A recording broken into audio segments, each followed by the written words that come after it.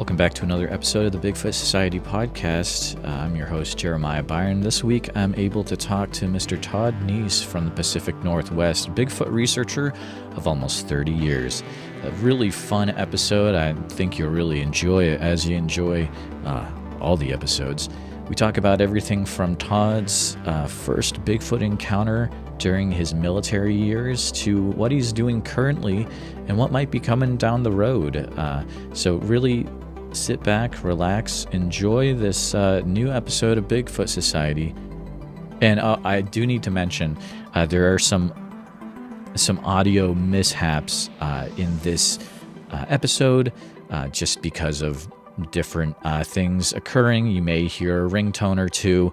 My apologies for that. I believe that the quality of the information shared by the guest in this episode will far outweigh the audio quality of the recording itself. But thanks so much for being patient with me on that, and enjoy the show. All right. Well, thanks for coming back to the Bigfoot Society podcast. I've got the privilege of having Mr. Todd Neiss on with me tonight.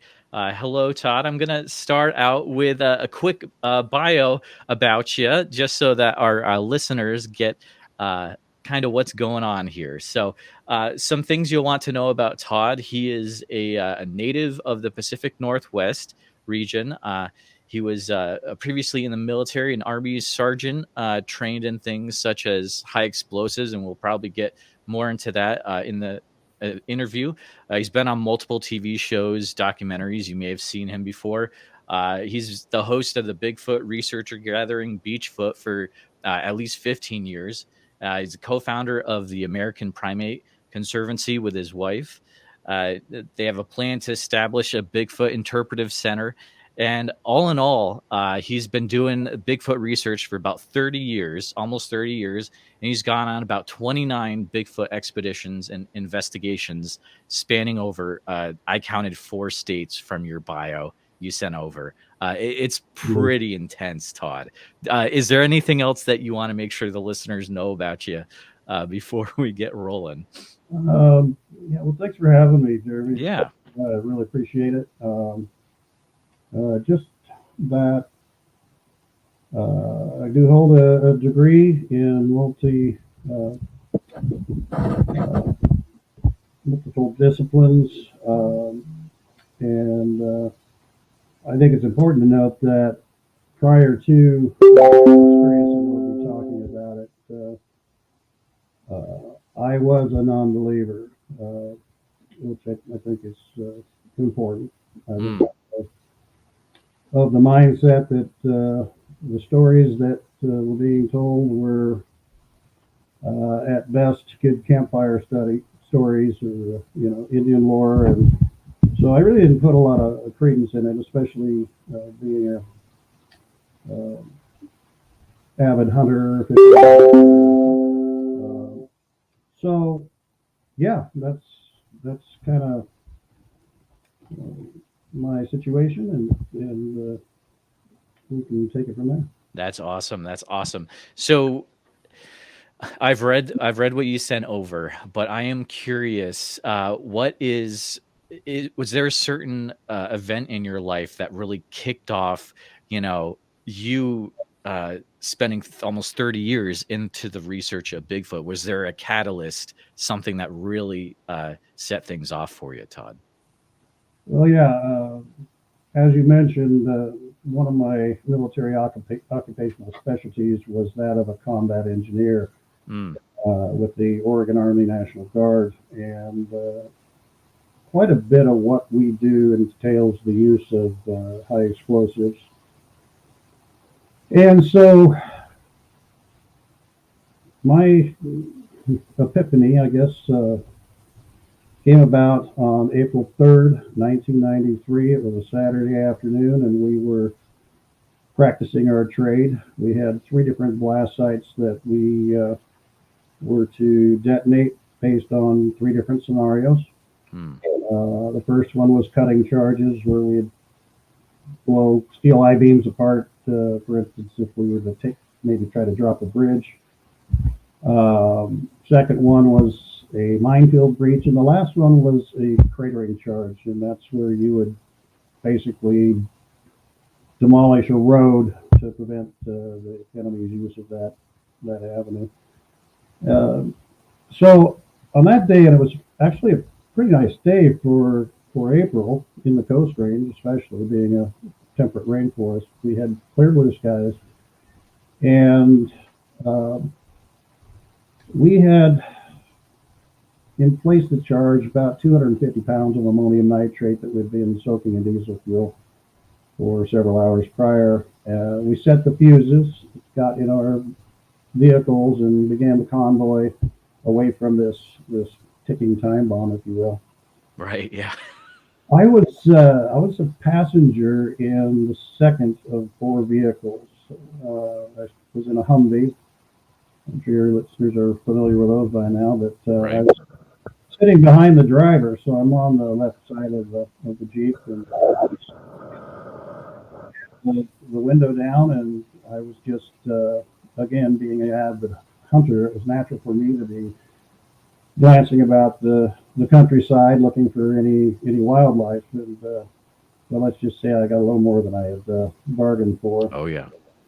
We came around this wide sweeping right-hand turn, and the second blast site where we had detonated quite a bit of C4 plastic explosive about an hour earlier, it came into view. And what struck me were these three individuals I'm looking at standing right out in the open in this a gravel pit. Oh wow. And the first thing that came to my mind was, what the heck are those people doing down there? Because we had very heavy security. In fact, we had two separate veils of security layers, if you will. And when we do this stuff, everybody's accounted for. You can't have people wandering around just because of the obvious danger that's involved. So seeing these three figures down there was a shock. But the more I looked at them, it became very apparent that what I was looking at were not people at all. Other than, standing on two legs, again, there were three of them. They had a whole different profile, if you will, than that of a human. The first thing that jumped out at me was the length of these arms that reached down to their knees, if not slightly further than their knees. And these things were jet black. Okay. So no clothing. And really had the physique of bodybuilders, if you will. I mean, sure. Talking these huge shoulders. The head seemed planted right on the shoulders. I mean, there was really not much of a neck visible, and I assume that's probably from the trapezius muscles going straight out from probably the ears down to the shoulders. Barrel chested. There was a discernible taper from the chest down to the waist. But it was their activity that even was more surprising, and that was, I should say, the one in the middle stood a full head taller than the other two, and I estimated its height at about 9 feet. The other two on either side of it were 7.5 feet anyway. They came up to the shoulders of the larger one. And while that one in the middle stood there like a statue, it really didn't move at all. These two that flanked it to the left and right exhibited this swaying motion, if you will, like you're shifting weight from foot to foot, and in the process, these long pendulous arms are swinging back and forth below their knees. And that made no sense. And I sat there in shock, really.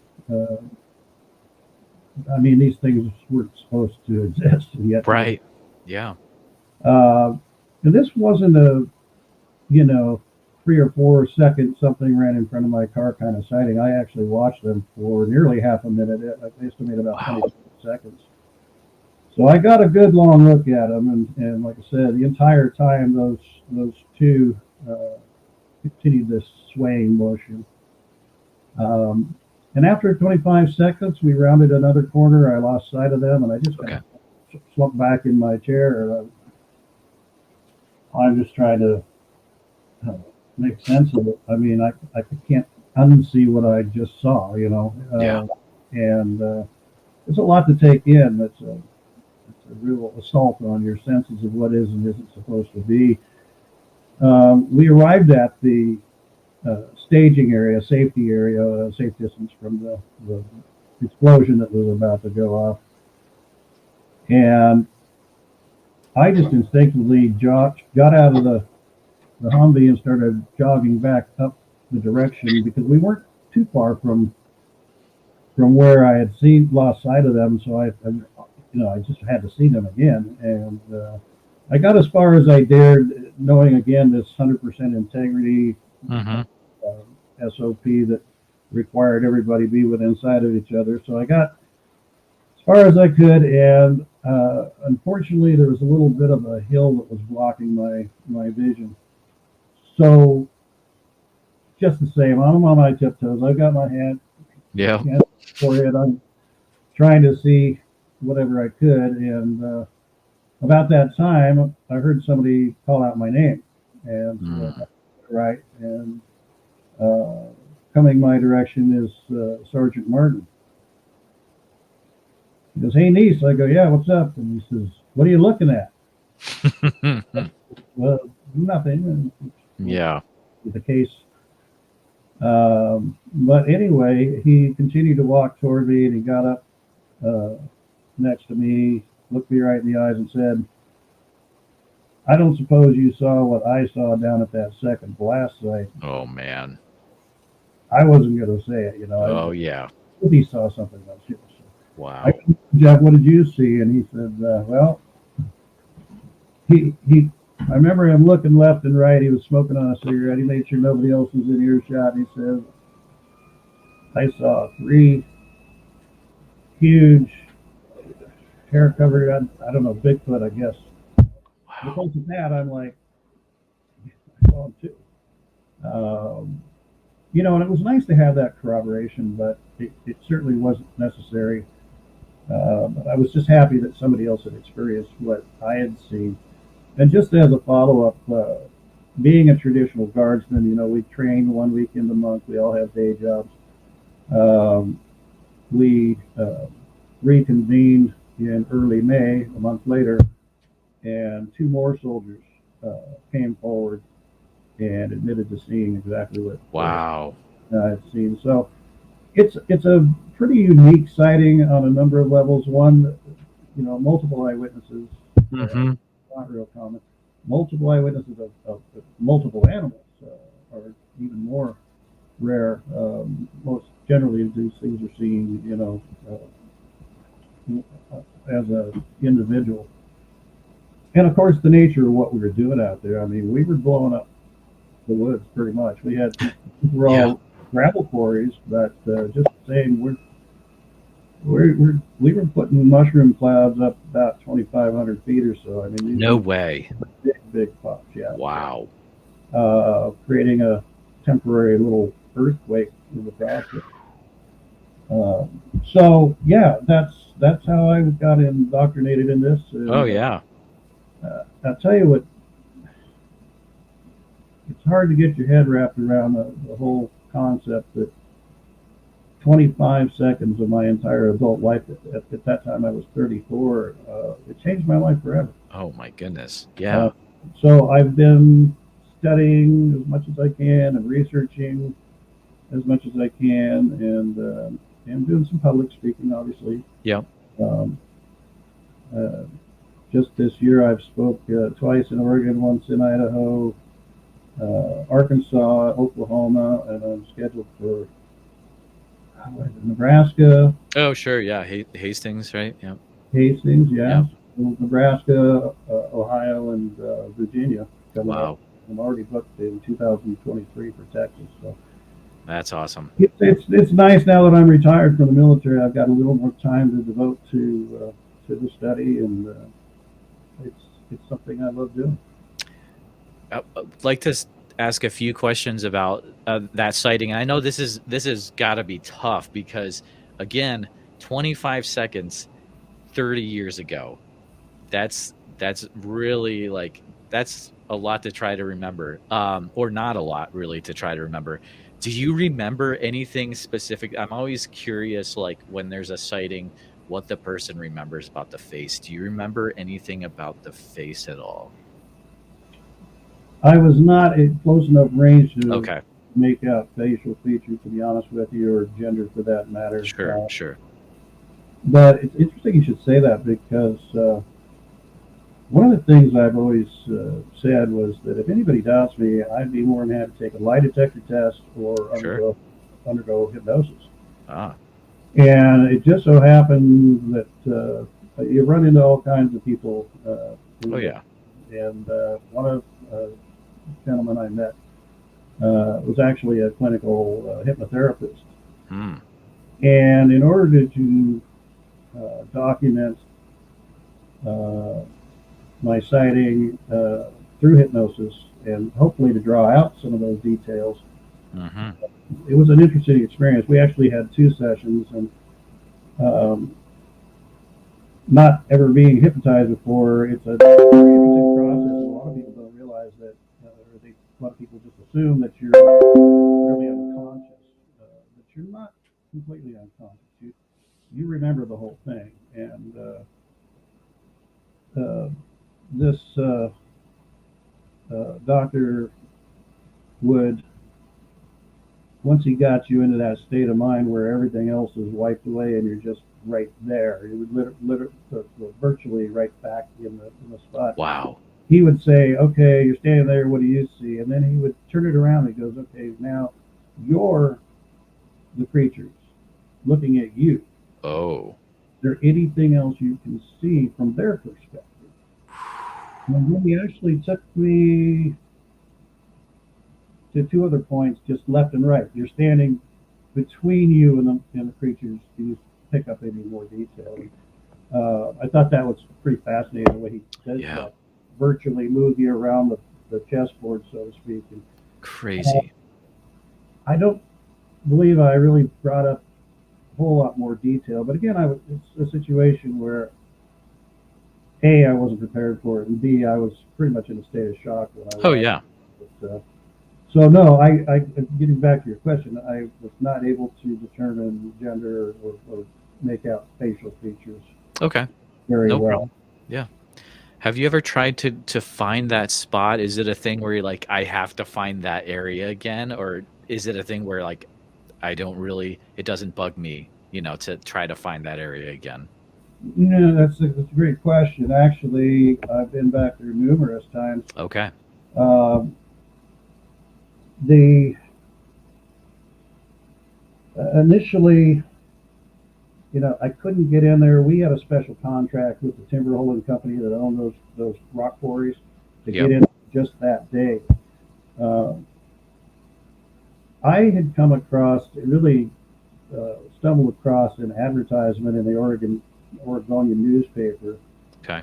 and here in big bold words, this is in the help wanted ads. In the big bold print was the word Bigfoot. I'm like, no, what? All right.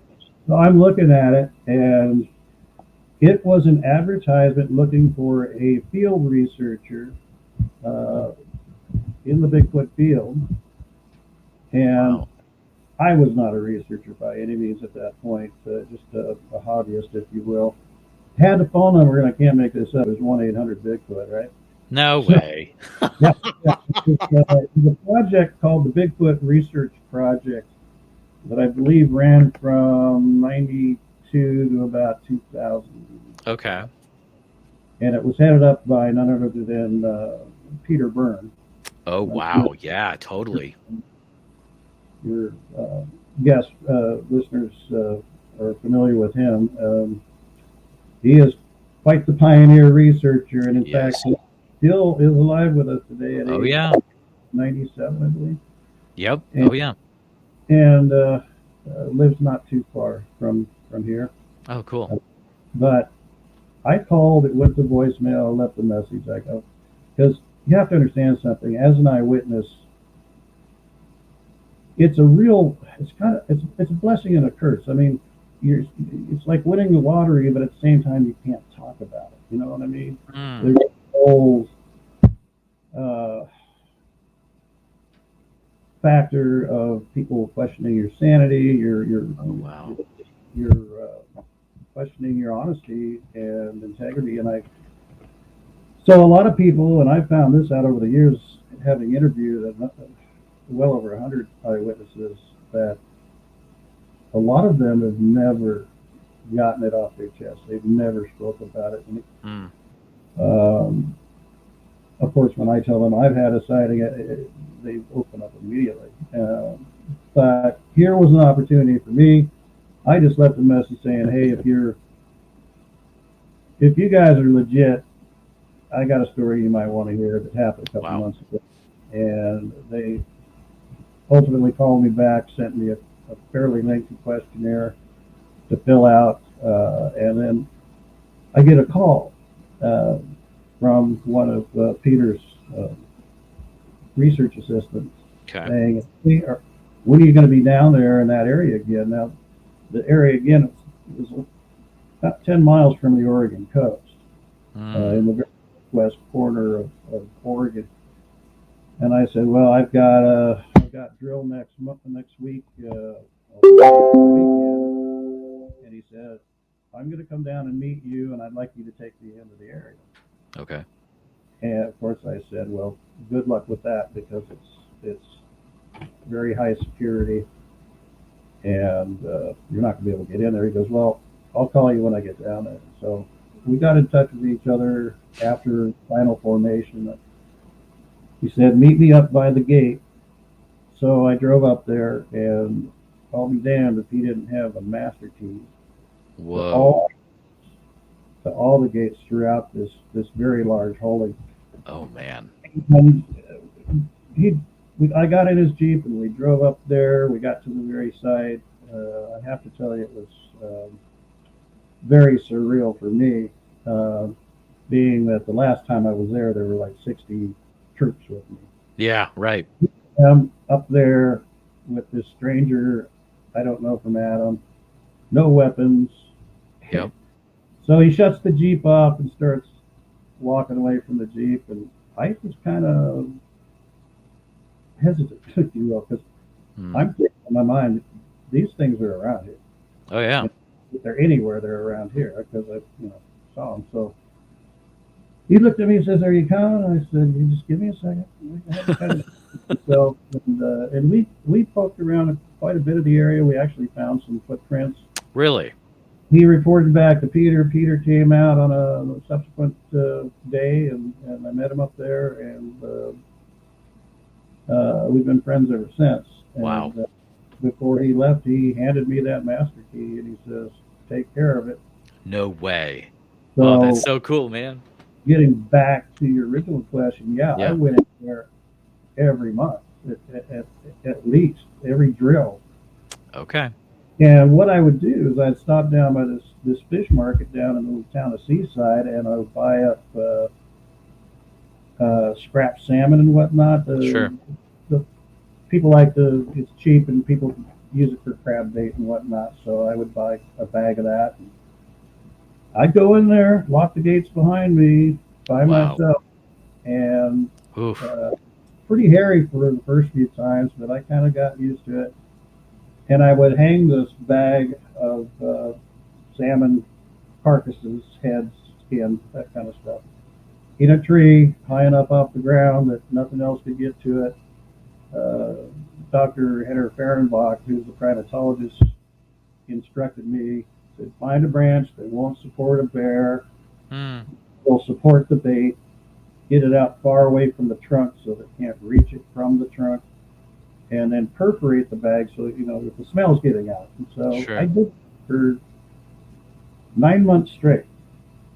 I went in there, winter, spring, fall, and I hang the bait. And every time I came back, it was gone. But not only was the bait gone, but the bag itself was gone. And I Oh. would search all around to try to find any. Because if it was anything else, a raccoon or even a bear that got to it, the bag should be somewhere around it, but whatever was taking it was literally plucking it off of this 550 parachute cord and walking Okay. off with it. So I never did find a bag. Oh, But that's crazy. I'm gonna ask a question that might actually be silly, but I'm gonna do it. Um, did you ever utilize trail cams, or I mean, were those out of the question at that time in history, or in that particular area, did you ever utilize trail cams? well, back then there was some pretty rudimentary trail cams. Okay, There's one, and I think I still have it. It's called a daytimer, or trail timer, I think they call it. And it was basically a vise that you would put a standard 24 millimeter film camera in oh wow, that, that had a servo with an actuator that would literally click the button. And it had its own, a wire that ran from it to a separate uh, motion detector. okay, And so I did have that initially. And then, of course, the digital stuff came up and the night vision stuff's come sure, up. And we have probably 15 of these cameras now. But wow, I should mention that on the anniversary of my sighting in April of 94 was when I conducted my first expedition. okay, Uh, Put together a small team and literally set up camp in that fort itself. oh wow, nice, Yeah, spent 4 or 5 days up there. Had some interesting things that we ran into, tracks and one very large scat. okay, But yeah, I had access to that area for probably 5 years before they mm. sold it Oh man, wow, to to a different company. And but yeah, it was great to get in there and be able to explore where nobody else could get in there. ah. Um, That is cool. It like so many parallels to like how the Olympic Project have their area, and they're able to use it for just a small period of time in the grand scheme of things. And you got to do the most you can when you have access to that, because you never know when it's going to be gone. But that is a super cool story. is affiliated with the OP as we call it, and we've been up there dozens of times. Oh yeah. They're a great group. They're doing some wonderful things. Hmm. Oh, for sure. Yeah. No, I'm super big fan of Shane Corson and all those cool dudes. And yeah, I'd love to sometime meet him Oh in person for sure. But yeah, I gotta ask you a few basic questions. So, if someone asks you, okay, Todd, what is Bigfoot? How do you answer them? What's the elevator pitch for what you think Bigfoot is? well, I have to tell you, Jeremiah, I've kind of come full circle on that. Okay, I kind of fell into the camp that believed that we're dealing with a uh, something along the lines of Gigantopithecus, interesting. Okay, and which has been a popular theory. sure. But for certain reasons, I've pretty much been able to eliminate that.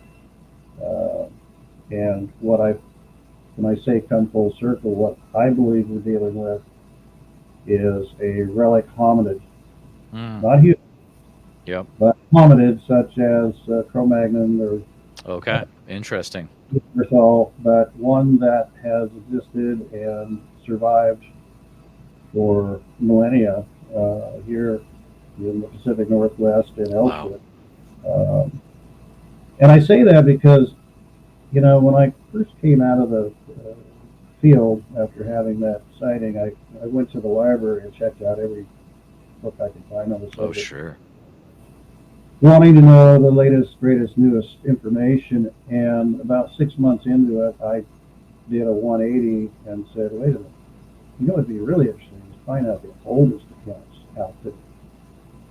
And so I started doing that. If you start referencing Bigfoot, you're going to find out that phrase was coined in 1958, Mm, and So you're kind of hard pressed to find references, and so you got to switch it up a little bit. Sasquatch will take you back a little bit further. Hairy Man, Mountain Devils. You got to kind of Yep. create. Ape Canyon stuff. One of my best resources have been Native Americans Mm. because what dawned on me was, hey, we've been here, what, 250 years or so. Okay.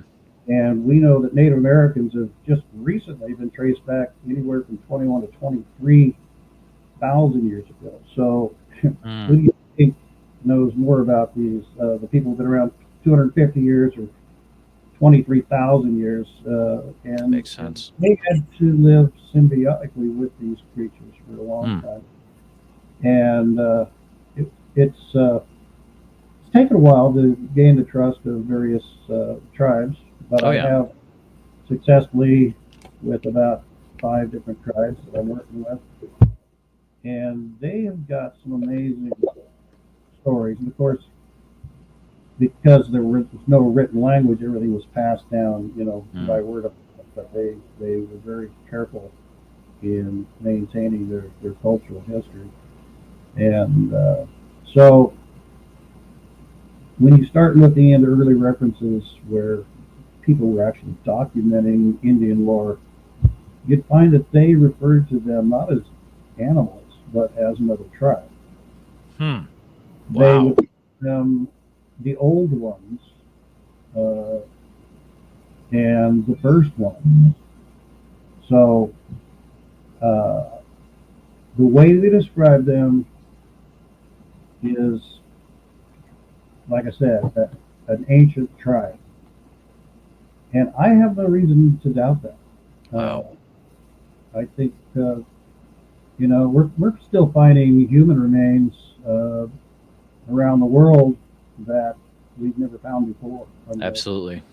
Absolutely. Homo florensis, here's a whole 4-foot tall beings at full growth. And they've dated them back only like 20,000 years. So, who's to say what survived the Ice Age? That's true. About the Native American part of it is that anthropologists had pegged the oldest finds at about 19,000 years ago, and you and I know what happened 20,000 years ago. Ice Age. Right. Now they just last summer they came up with a 20. No, it was 19,000. That's when they came up with that. But it was only like 5 or 6 weeks on the heel of that they discovered this latest discovery, which places them pre-Ice Age. So we know that humans survived that Ice Age in North America. So why not these? I mean, it would. These guys are hardy creatures. It would not be surprising that would be the case for sure. Survival of the fittest out there. That's true. I can't think of any other animal out there that's more fit than these things. They're built for it. Oh yeah. You mentioned that you jumped right into reading all sorts of books. I'm curious. I'm sure you have quite the library over the years that you've set up.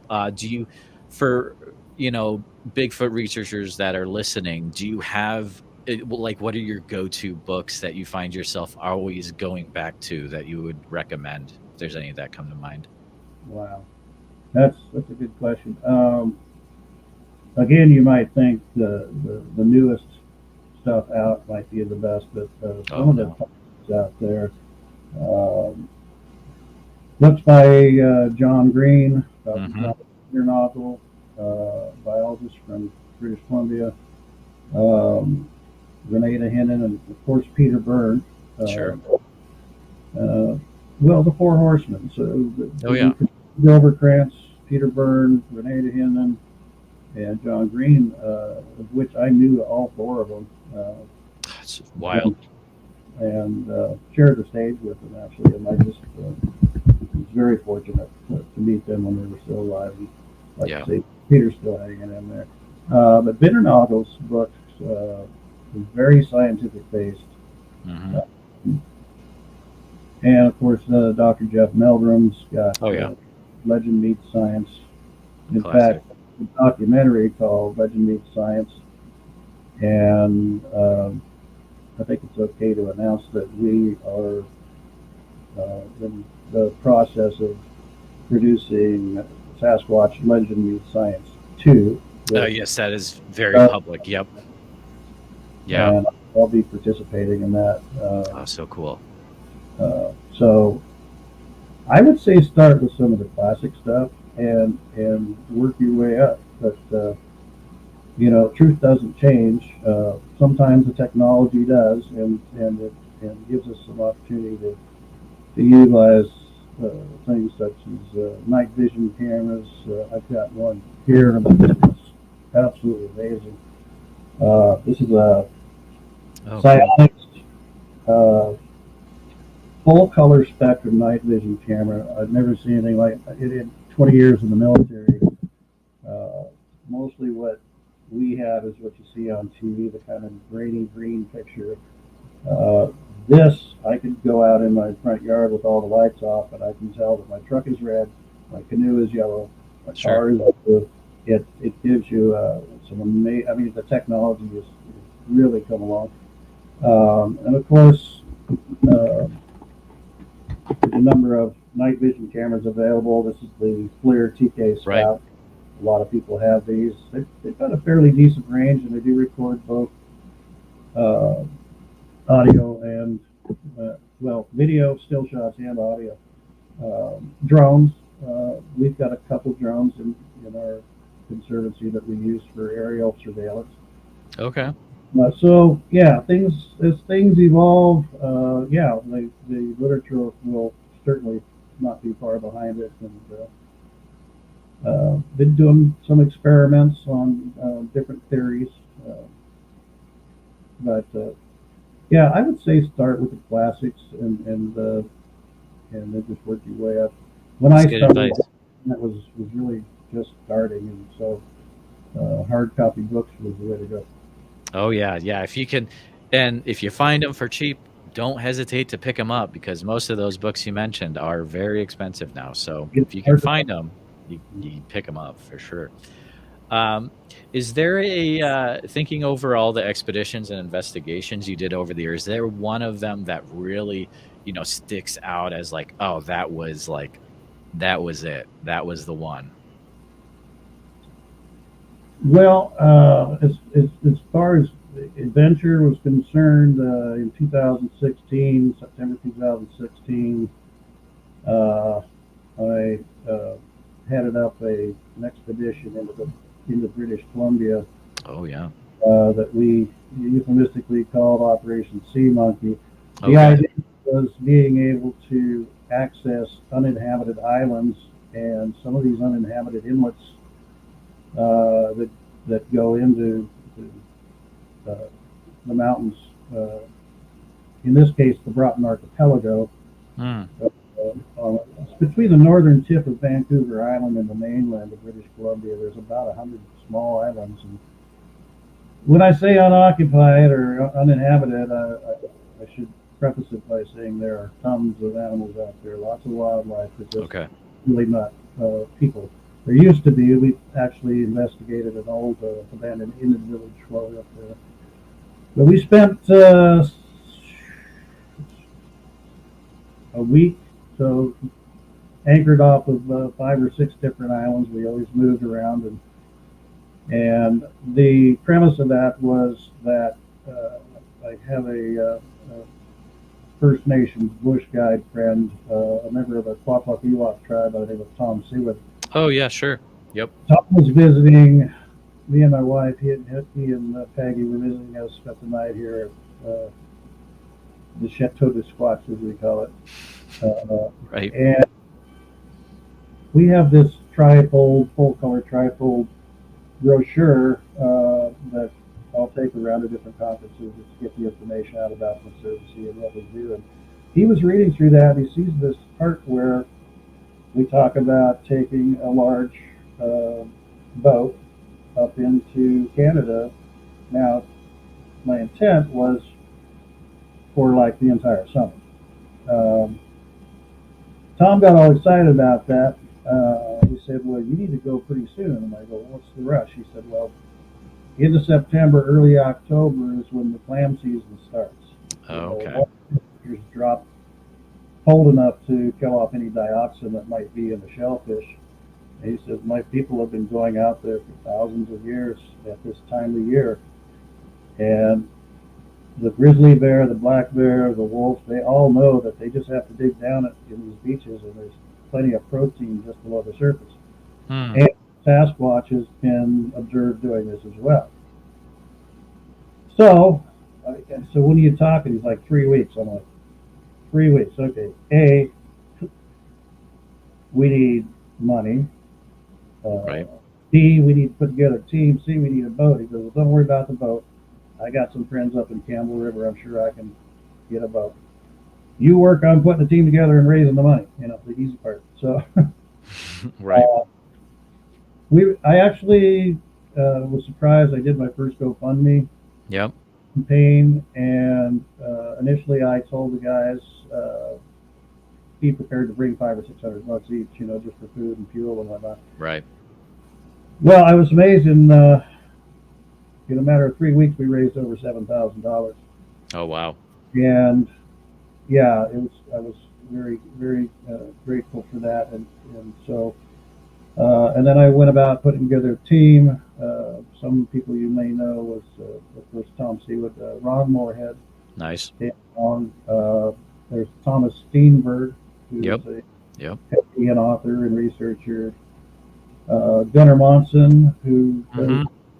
competing show Monster X, and Yep. also. That's a great show. It's a great show.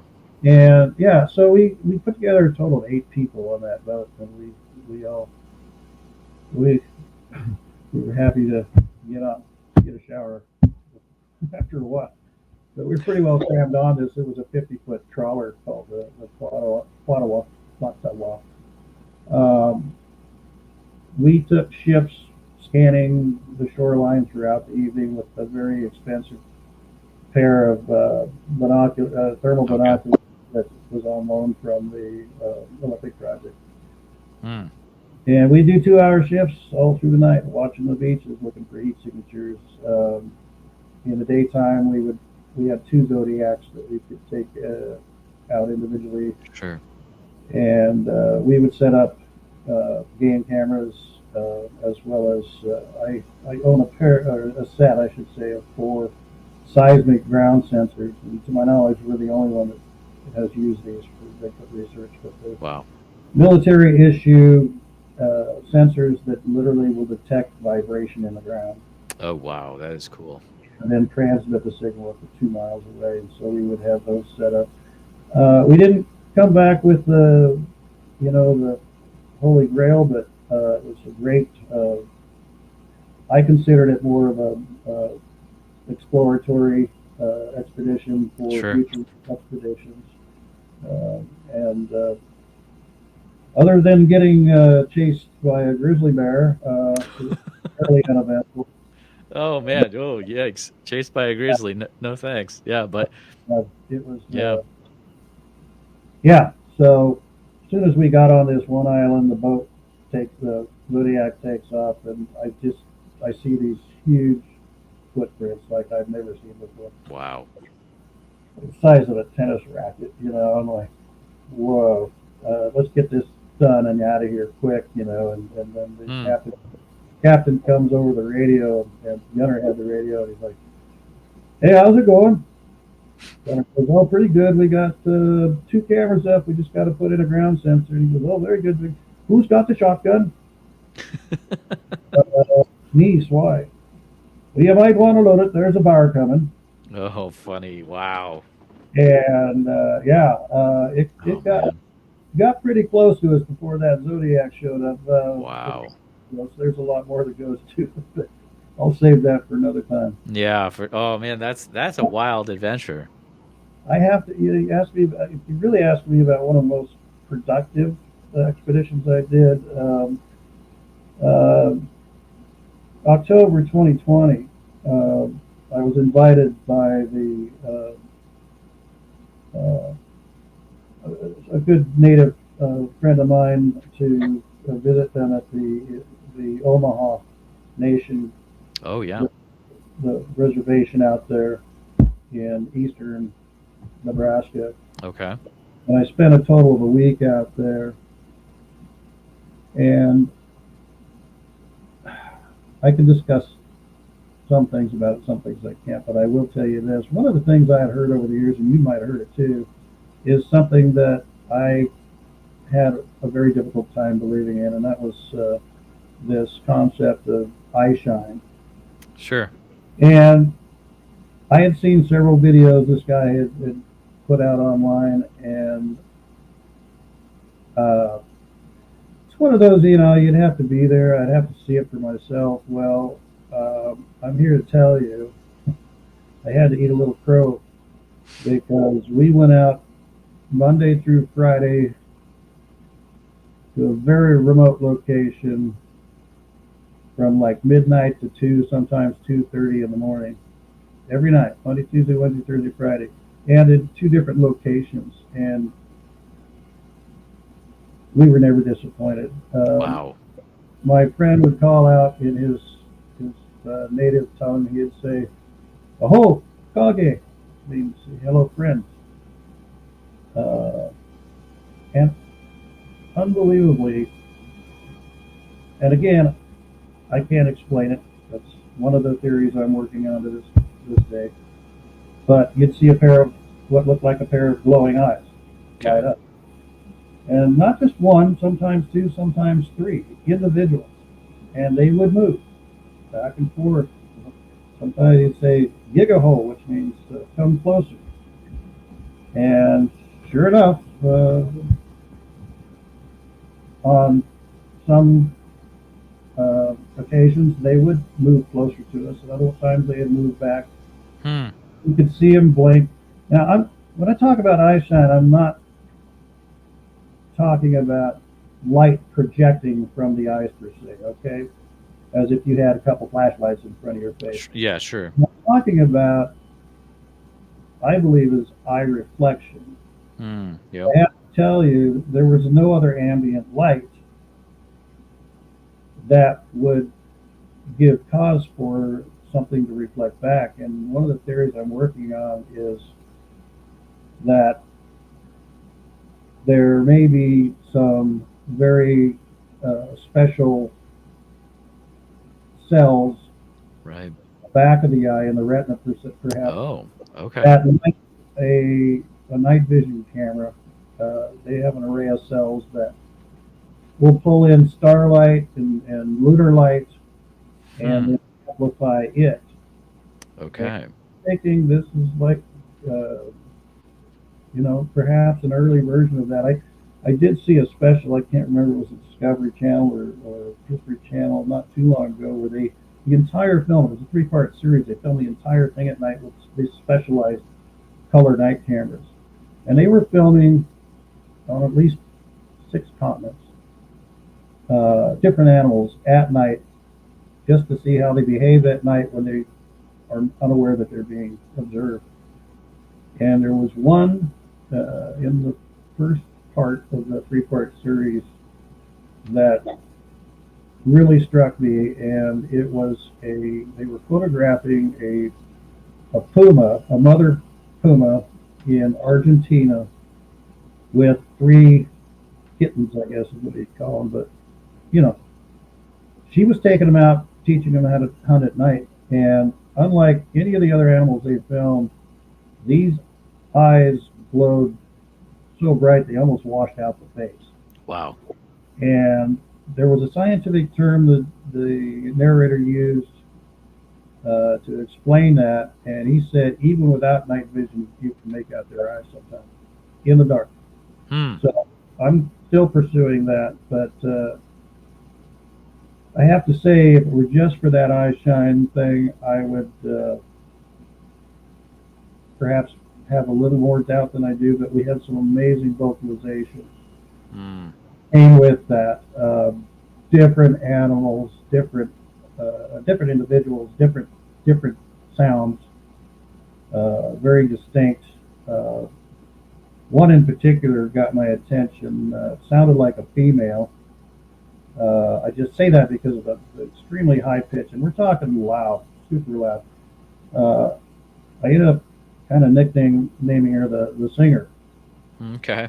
because what she put out, and we experienced it the first night, really sounded like a song. And I'm telling you, it was almost beautiful. It changed in volume, it changed in tone and pitch and rhythm.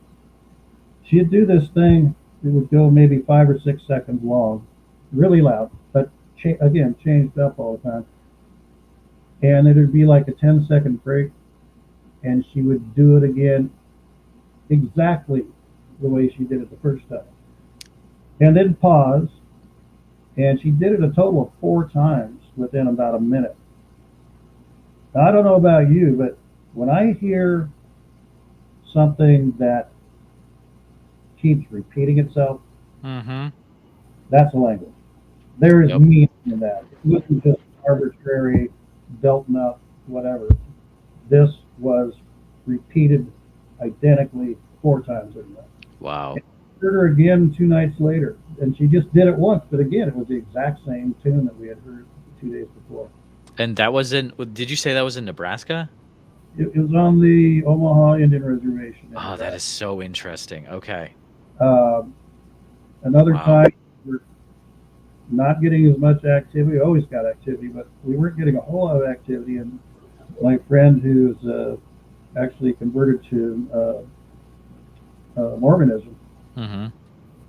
very, very devout, Christian man, and we we're getting a lot of activity. And he says, I'm going to try something. I haven't done this for a while, but sometimes I can get a response from him. He goes, because I'm going to pray with him. Oh, interesting. Okay. So he calls out to him again, and he says, oh, Kage, I want to pray for you and for your family and your people, that you are safe and healthy. And if you'd like, feel free to come forward as I talk to the Creator, our Creator, your Creator, and join us if you want. So naturally, we bow our heads, and he's praying in English, about a 3-minute long prayer. Okay. And at about 90 seconds into it, from about 60 feet away, we had one of these sound off. Very loud, very close. Did this really this whoop sound that just like whoop, like this. Wow. Oh, It did man. it times within about 12 seconds. Very loud. Completely different than any of the other vocalizations we heard. And I'll just tell you about one other one real quick and that's why I say it was one of the most productive expeditions I went on. Is when we weren't getting a lot of response at this one place, my friend said, I'm going to take you to a second place. Or, sometimes we get reactions there. It's like 4.5 miles away. We Okay. get in the rig, we drive, still in way off the beaten path. Get into this area, turn off all the lights. He does his thing, and sure enough, less than 30 seconds later, straight down the road, it was a dirt road that we had to really almost 4-wheel drive to get there. But down the road, I could tell it was the same direction that I had parked the car. Here come these two lights, like maybe 120 feet away. He goes, there, check it. And then shortly after that, we caught one at about our 3 o'clock trying to circle around behind us. That was Oh, man. But this was like day 4, and I knew I only had one more day, and I wanted to take this to the next level. So I asked my friend, I said, hey, have you ever just thought about walking up to him? Whoa. Yeah, that's what he said. He said, hell no. And I go, Yeah. hold my beer. And Yeah. not any lights at all, and just going down the road, focused Oh on the man. two glowing eyes. It was pretty hairy, to be honest with you. But no pun intended. Yeah, exactly. I got probably within 50 or 60 feet when it finally turned and left. Really? I was not Wow. too disappointed, but anyway. Oh my He's goodness. talking about that crazy white man walking up Yeah. to the big. But yeah, I was just like, I need to take this up a notch, you know. So, Yeah. but overall, between the vocalizations, the eye shine, and the consistency of the encounters, very a real highlight in my research.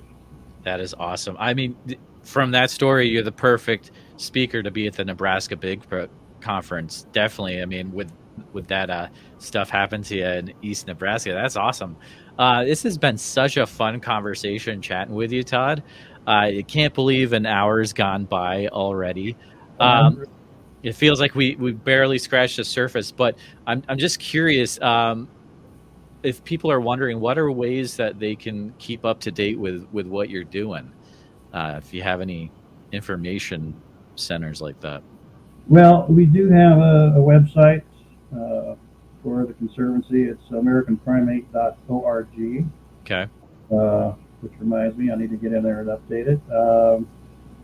I can be contacted directly through email, and I'm certainly open for that. And yeah, I'm one of the last people on AOL, but Nice. it's American Primate Yep. at AOL. So just one word, American Primate at AOL. And I'd be Okay. happy to answer any questions your guest might have. Fantastic. Well, thank you so much for coming on. We're gonna go over to the Bigfoot Society after show and hang out with some of the Patreon members. They'll be able to ask you some live questions, and I may have some questions, some future questions as well. But thanks so much for coming on, Todd, and have a good one, all. Thank you for listening tonight. Thanks for having me. Thanks for listening to the Bigfoot Society podcast. Please take a few minutes to review the show on iTunes, 5 stars, as it does help us get into the eyes and ears of more listeners on iTunes. That will help us just get bigger and bigger and get even better quality guests for future shows. Also, if you have any Bigfoot encounters or cryptid encounters, please send your stories and audio and photos, whatever you've got, over to bigfootsociety@gmail.com. If you'd like to become more involved with Bigfoot Society and get some extra content, we do have a Patreon where you can get all sorts of cool things. For example, for $7 a month, you get extra Bigfoot Society content, usually interviews, but other things as well. You get a sweet membership card and a vinyl sticker that I send to you in the mail.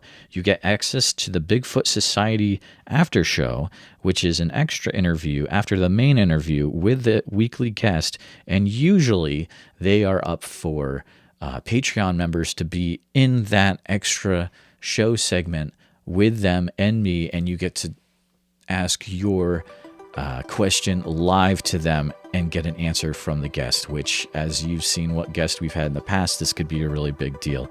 There's also a private Discord where you can get involved with talking to me one-on-one and the community there, and that's always a great time. Also, this year we're partnering with different artists to make exclusive quarterly Bigfoot Society merch. If you stay in the particular Patreon tier for 3 months, and you get a special merch item sent to you in the mail after that 3-month period. This quarter, we're partnering with Liz Pavlovic from Keep On Creepin' On, which is a great design. And if you join, you can join the sticker tier for $15 monthly, the shirt tier for $25 monthly, and the tote bag tier for $30 monthly. Those different tiers also get all the different things that were mentioned in the first tier, which is the $7 a month tier. Now you have until the last week of January to join the $15, $25, or $30 tier, as the design will change next quarter. So If you want to get that Keep On Creeping On Bigfoot Society collab t-shirt or sticker or tote bag, you don't have much time to join the Bigfoot Society Patreon. You have until I believe the second to last day of January to do it, so do that quick. You can find the Patreon at www.patreon.com/The Bigfoot Society. We're very thankful for all our supporters that we have in so many different ways, and appreciate all our listeners coming back week after week to listen to more cryptozoology-based interviews. Thanks so much for listening, and we'll see you next time. The views and opinions expressed are those of the guest and do not necessarily reflect the official policy or position of Bigfoot Society. Any content provided by our guests are not intended to malign any religion, ethnic group, club, organization, company, individual, or anyone. Thank you.